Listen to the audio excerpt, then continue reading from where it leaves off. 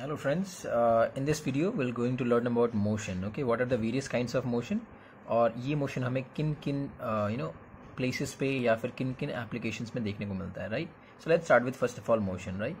So motion simply means movement. Movement of anything is referred to as motion, right? For example, a body at rest. मान लेते हैं कोई body एक rest पे है, जैसे ही आप इस पे एक force लगाएंगे, the body will start to move. So we'll say कि body is in motion. So in particularly, motion can be of three types. First one is translational, second one is rotational, and the third one is oscillatory motion या फिर vibrational motion. Now what is the difference between these three kinds of motion? And in this particular video we are going to discuss only about translational motion, right? But एक brief understanding ले लेते हैं कि इन तीनों types of motion में क्या क्या या कैसे कैसे इन तीनों type of motions को हम explain करते हैं, right? मान के चलते हैं एक कोई कार है and this car is moving on a straight road. मान लेते हैं एक straight road पे कार travel कर रही है in this direction. तो ये जो कार है जो एक पर्टिकुलर पॉइंट से एक पॉइंट से दूसरे पॉइंट की तरफ मूव कर रही है, तो जब कोई ऑब्जेक्ट एक पॉइंट से दूसरे पॉइंट की तरफ मूव करता है in a straight line, simply in a straight और rectilinear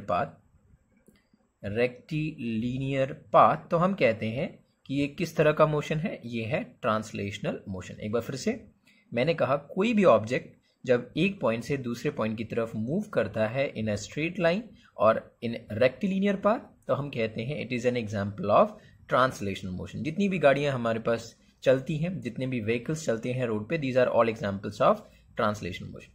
the second one is rotational motion, right? Rotational motion को समझने के लिए हम लोग फैन का एग्जाम्पल लेंगे. लेट्स से हमारे पास फैन है लाइक दिस. तो ये जो हमारे पास फैन होता है, this is supported by some hinge. Let's say एक हिंज सपोर्ट है, कुछ भी हो सकता है, फिक्स्ड, ठीक है. मान लेते हैं वॉल से एक फिक्स्ड सीलिंग से लगा हुआ है. तो जब ये फैन रोटेट करेगा तो ये एक पर्टिकुलर एक्सिस के अबाउट रोटेट करता है, तो हम कहते हैं ये किस तरह का मोशन है, this is an example of rotational motion. क्यों रोटेशनल बोल रहे हैं? क्योंकि ये जो बॉडी है विच इज आवर फैन, ये बॉडी जो है ये एक फिक्स्ड एक्सिस के अबाउट रोटेट कर रही है, और इसीलिए हम कहेंगे this particular motion is a rotational motion. बहुत सारे एग्जांपल्स हैं हमारे पास रोटेशनल मोशन के. फॉर एग्जांपल कि हमारे पास एक मोटर होता है, आपने देखा होगा मोटर इस तरीके से, इसमें फैन लगा रहता है, टरबाइन यू कैन से. तो ये जो पर्टिकुलरली फैन है अपने पास, ये इस फिक्स्ड एक्सिस के अबाउट घूमता रहता है, right? So this is also example of rotational motion. और भी बहुत सारे एग्जाम्पल्स हैं. जो एक्सल होता है गाड़ी का, let's say this is the axle, और इस एक्सल के दोनों तरफ व्हील लगा रहता है, so these are the wheel. तो ये व्हील भी क्या करता है, इस एक्सल के अबाउट घूमता है. और किस तरह का मोशन है? Again this is a rotational motion, right? तो रोटेशनल मोशन में और ट्रांसलेशनल मोशन में क्या डिफरेंस, कैसे डिफरेंशिएट करेंगे? It's very simple. Translational motion में बॉडी एक पॉइंट से दूसरे पॉइंट पे मूव करेगी. रोटेशनल मोशन में बॉडी मूव करेगी but about certain fixed axis. Third वाला जो इंपॉर्टेंट टाइप ऑफ मोशन है वो है ऑसिलेटरी मोशन या फिर वाइब्रेशनल मोशन. इसमें क्या होता है? इसमें अपने पास जो बॉडी है वो एक फिक्स्ड मीन पोजीशन के about to and fro motion possess करती है. जैसे कि बॉडी पहले इधर जाएगी, बॉडी इधर जाएगी, तो इस तरह का मोशन जो है वो कहलाता है टू एंड फ्रो मोशन. जैसे किसी भी सॉलिड ऑब्जेक्ट में, अगर कोई भी हम सॉलिड ऑब्जेक्ट लेंगे तो ये ऑब्जेक्ट बहुत टाइनी टाइनी पार्टिकल्स से मिलके बना रहता है. तो ऑल्दो ये ऑब्जेक्ट्स बहुत ज्यादा फिक्स्ड रहते हैं, बट स्टिल सॉलिड में भी ये ऑब्जेक्ट्स अपने मीन पोजीशन के अबाउट क्या कर रहे होते हैं? वाइब्रेट कर रहे होते हैं. तो जब भी कोई बॉडी, सिंपल टर्म्स में, जब भी कोई बॉडी अपने मीन पोजीशन के अबाउट क्या करे, अगर वो वाइब्रेट करेगी, तो हम कहेंगे ये किस तरह का मोशन है? So it is simply vibratory motion या फिर ऑसिलेटरी मोशन भी कह सकते हैं. Oscillatory means to and fro, ऊपर नीचे या आगे पीछे. So to and fro motion is also known as oscillatory motion. ठीक है, तो एक बार फिर से रिवाइज कर लेते हैं once again. First one is translational, जिसमें बॉडी एक पॉइंट से दूसरे पॉइंट तक मूव करती है, तो this is known as translational motion. दूसरा रोटेशनल, इसमें क्या होगा? बॉडी एक फिक्स्ड एक्सिस के अबाउट रोटेट करेगी. और तीसरा विच इज वाइब्रेशनल मोशन, जिसमें क्या होगा? बॉडी एक पर्टिकुलरली क्या होगी? मीन पोजीशन के अबाउट अप डाउन या to and fro motion possess करेगी, right? So these are the three kinds of motion. Now हम लोग डिस्कस करेंगे जो हमारा ये जो पर्टिकुलर वीडियो है वो है ट्रांसलेशनल मोशन पे, जिसमें हम देखेंगे डिस्टेंस क्या है, डिस्प्लेसमेंट क्या है, क्या दोनों में फर्क होता है, स्पीड, एवरेज स्पीड कैसे कैलकुलेट की जाती है. So we are going to discuss this particular type of motion in detail. Okay, so translational motion में हम लोग बहुत सिंपल से टर्म समझेंगे, जैसे कि हम लोग डिफरेंस समझेंगे कि डिस्टेंस क्या होता है, डिस्प्लेसमेंट क्या होता है, दोनों में फर्क क्या है.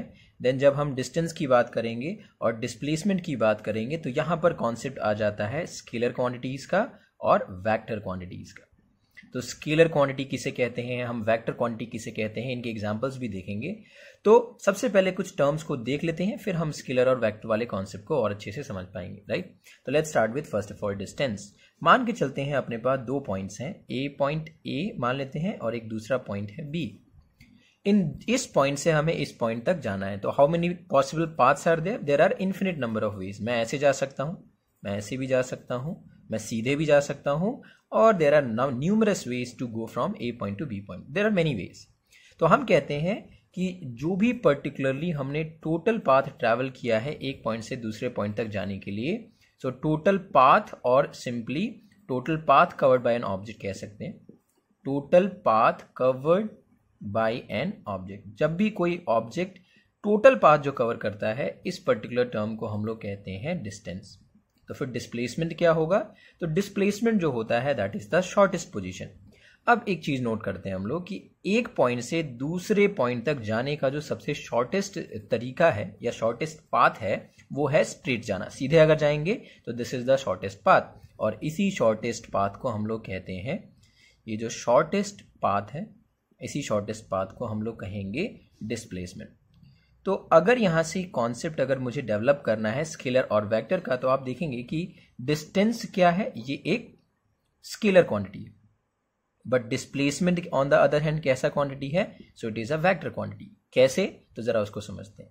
तो स्केलर क्वांटिटी वो सभी क्वांटिटी होता है जिनके पास सिर्फ और सिर्फ क्या होता है, मैग्नीट्यूड होता है. What is the meaning of magnitude, magnitude का मतलब होता है वैल्यू. और वेक्टर क्वांटिटी ऐसी क्वांटिटीज होती हैं जिनके पास मैग्नीट्यूड भी होता है और प्लस इन क्वांटिटीज के पास डायरेक्शन भी होता है. फॉर एग्जांपल मान लेते हैं ए पॉइंट से बी पॉइंट तक जब मैंने ये वाला पाथ ट्रैवल किया तो it is let's say 20 kilometre. अब इस पाथ से जाऊंगा तो इट इज 40 किलोमीटर, इस पाथ से जाऊंगा तो let it be let's say 10 kilometre. तो ये जो डिफरेंट पाथ्स मैं फॉलो कर रहा हूं, यहां पर मैं कोई स्पेसिफिक डायरेक्शन फॉलो नहीं कर रहा हूं, and that is why it is a scalar quantity. यानी डिस्टेंस कैसा क्वांटिटी हो गया, स्केलर क्वांटिटी.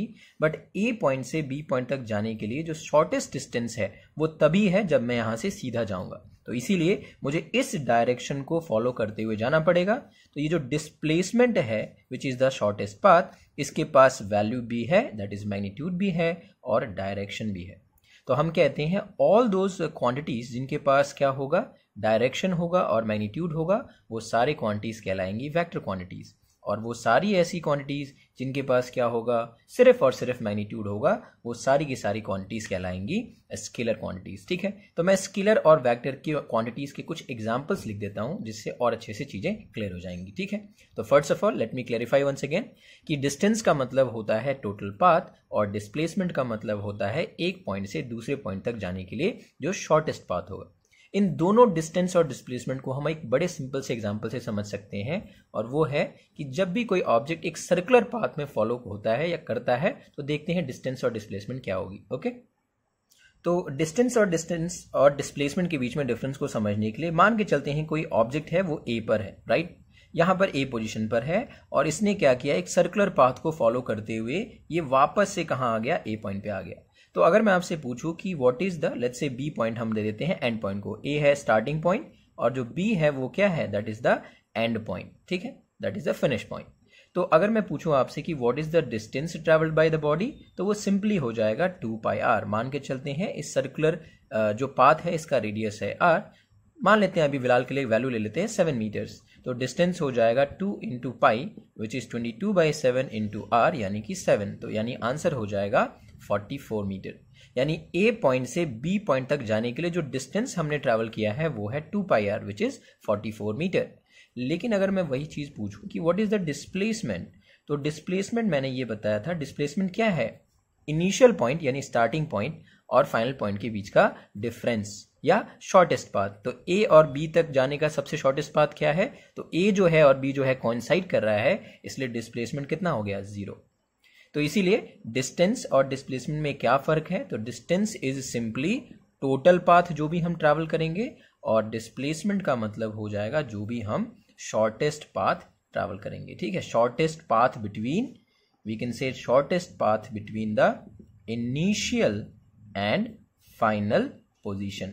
आपको सिर्फ फाइनल पोजीशन पता होनी चाहिए और इनिशियल पोजीशन पता होनी चाहिए, उससे आप इजीली क्या कैलकुलेट कर सकते हैं, डिस्प्लेसमेंट को कैलकुलेट कर सकते हैं। फॉर एग्जांपल मान लीजिए आपके लिए स्टार्टिंग पॉइंट है ए, आप इधर की तरफ गए लेट्स से 200 मीटर, और फिर आप वापस आ गए यहाँ पे बी पॉइंट पे 200, लेट्स से बी पॉइंट पे आप आ गए 200 मीटर, तो आपका डिस्टेंस कितना हो गया, तो डिस्टेंस आपका हो गया 400 मीटर, लेकिन आपका जो डिस्प्लेसमेंट होगा वो हो जाएगा 0, क्योंकि इनिशियल पॉइंट और फाइनल पॉइंट क्या है, बिल्कुल सेम है।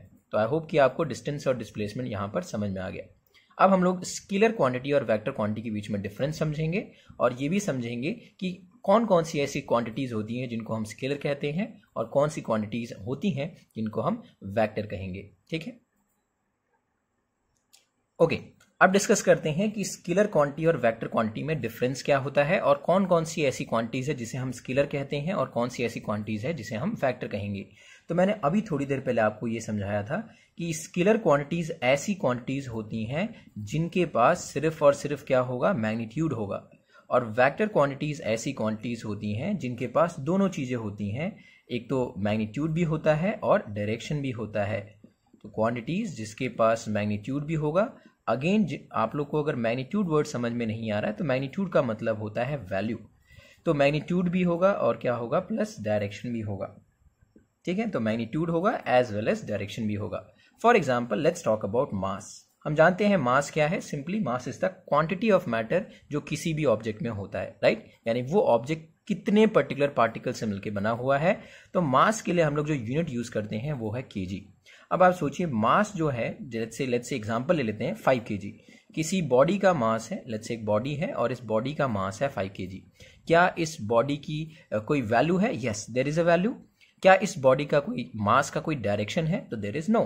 तो डायरेक्शन नहीं है, सिर्फ वैल्यू है, तो मास क्या हो जाएगा, एक स्केलर क्वांटिटी हो जाएगा।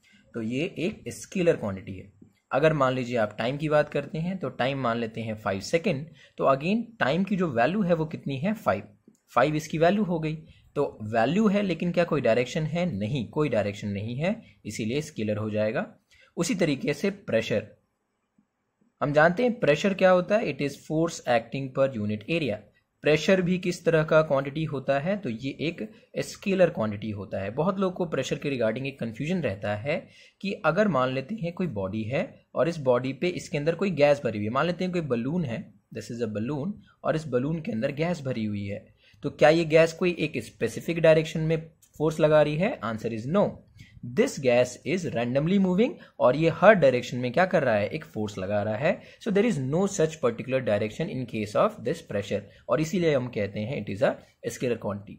एक और जो कंफ्यूजन रहता है बहुत लोगों को वो ये है करंट के बारे में। तो करंट कैसा क्वांटिटी है, तो करंट आपको ध्यान रखना है, current is also a scalar quantity, ये भी एक स्केलर क्वांटिटी होती है। तो ये कुछ कॉमन यूनिट्स हैं जो क्या होती हैं, स्केलर। आपको सिर्फ इतना ध्यान रखना है कि वो सभी ऐसी क्वांटिटीज जिसमें क्या होगा, मैग्नीट्यूड होगा सिर्फ और सिर्फ, this will be known as scalar quantities. अब जरा थोड़े से वेक्टर क्वांटिटीज की बात करते हैं।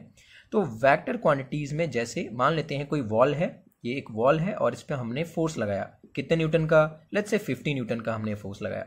तो इस बॉडी पर जब हम 50 न्यूटन का फोर्स लगा रहे हैं तो ये इसका मैग्नीट्यूड हो गया, और इस डायरेक्शन में लगा रहे हैं तो ये क्या हो गया, इसका डायरेक्शन हो गया। तो वेक्टर क्वांटिटी में सबसे एक जो बहुत इंपॉर्टेंट एग्जांपल है वो होता है फोर्स। तो फोर्स, वेट, डिस्प्लेसमेंट, अभी मैंने बताया था आपको डिस्प्लेसमेंट भी क्या है, एक वेक्टर क्वांटिटी है। Acceleration, impulse, velocity, linear momentum, angular momentum, torque, linear momentum, then angular momentum,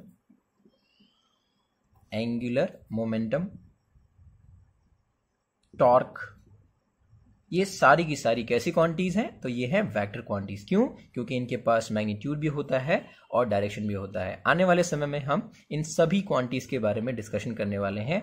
force क्या होता है, वेट क्या होता है, डिस्प्लेसमेंट अभी हमने डिस्कस कर लिया है। फिर देखेंगे एक्सेलरेशन के बारे में, वेलोसिटी, इम्पल्स, लीनियर मोमेंटम और फाइनली हम देखेंगे एंगुलर मोमेंटम और टॉर्क के बारे में। ठीक है, तो आई होप कि आपको समझ में आ गया स्केलर क्वांटिटीज और वेक्टर क्वांटिटीज में डिफरेंस क्या होता है। स्केलर जिसके पास सिर्फ मैग्नीट्यूड होगा और वेक्टर जिसके पास मैग्नीट्यूड और डायरेक्शन दोनों होगी।